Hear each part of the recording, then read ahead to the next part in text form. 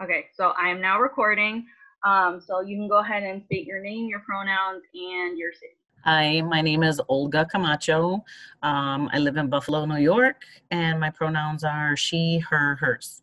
Have you been employed and working through this crisis? Yes, I have been employed during the pandemic. I am a Buffalo school teacher.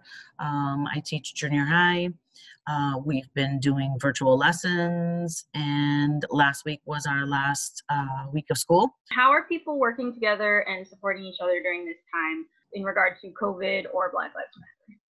We kind of have conversations through text message, through Messenger, through Facebook, just kind of keeping each other in the loop, making sure we're supporting each other with positive information, and really learning what Black Lives Matter really means and why there's such a push for change. So how is this affecting you today? Whew. Uh, it's very stressful. I didn't think I was going to cry, but I'm a very emotional person.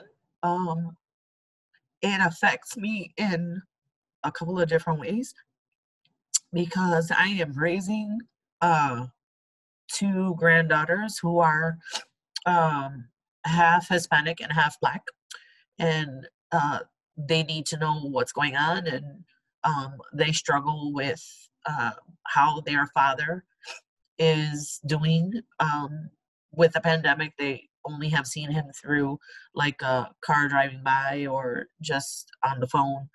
So it's difficult for them. So I have to make sure that I remind them that um, they are loved. And we made posters, and we've gone to a couple of protests, and um, it's just a push to do more. Your feelings are very valid, so I don't want you to feel at all bad for crying. It's affecting really all of us. So with that being said, what is your interpretation of Black Lives Matter?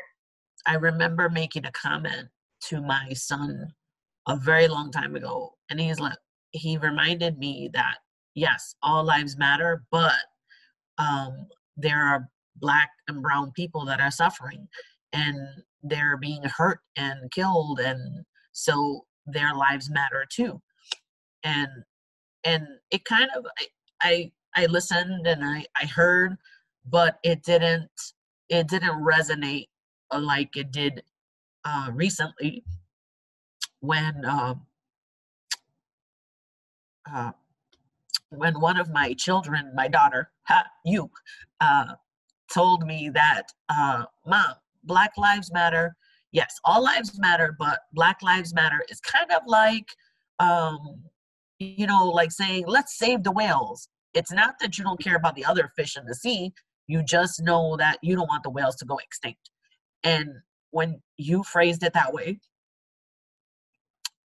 um, and then hearing all the names of the people who have died, just kind of sat really deep in my heart and my soul, because people don't need to die. We're all humans. We deserve the right to live. So yes, Black and brown lives matter, and they should not be treated the way they've been treated for centuries. They should not continue to be treated that way. Well, I guess that's a really good place for us to ask this last question. Just like what's keeping you grounded right now? My kids are keeping me grounded.